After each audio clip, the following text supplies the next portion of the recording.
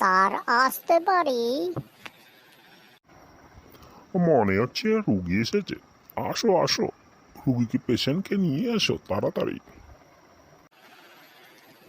ওই ডাক্তারে ডাকছে রে। ইটকেল, চল চল, ভয় পাস না। কি সমস্যা বলো দেখি। স্যার, হে কালকে আমার বন্ধু আর কি, হে কালকে একটু পুকুরে স্নান করতে গেছিল। আর ওর গর্ম ঢুকিতে ছিল, যেমনি ঢুকিছে একটা বড় একটা বল মাছ ওর পেটের মধ্যে ঢুকে গেছে।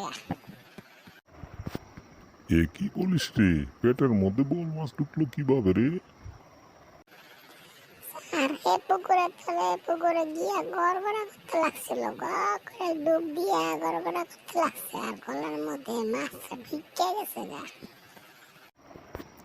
তাহলে তো এখন তো এক্সরে করতে হইবে রে, মাছটা কি জিন্দা রইছে না কি রইছে, এটা তো কাটটা বের করতে হবে, আগে তো এক্সরে করে দেখতে হবে।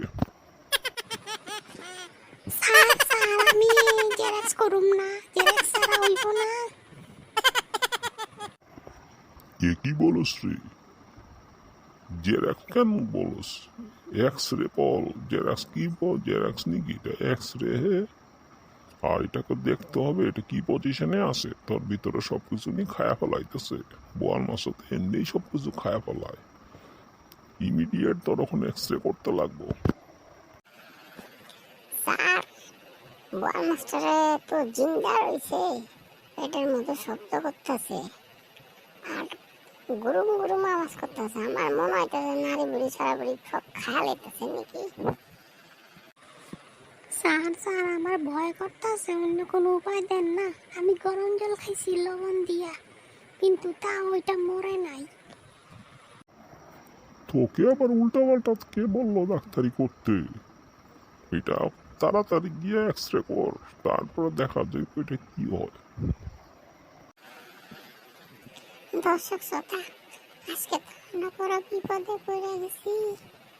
এখন তো বিটকেল লইয়া এক্সরে করতে যাইতে লাগবো। আর ভিডিওটা যদি ভালো লাগে লাইক এবং সাবস্ক্রাইব করবেন। সেকেন্ড পার্টে কি হয় আপনারা জানাবো।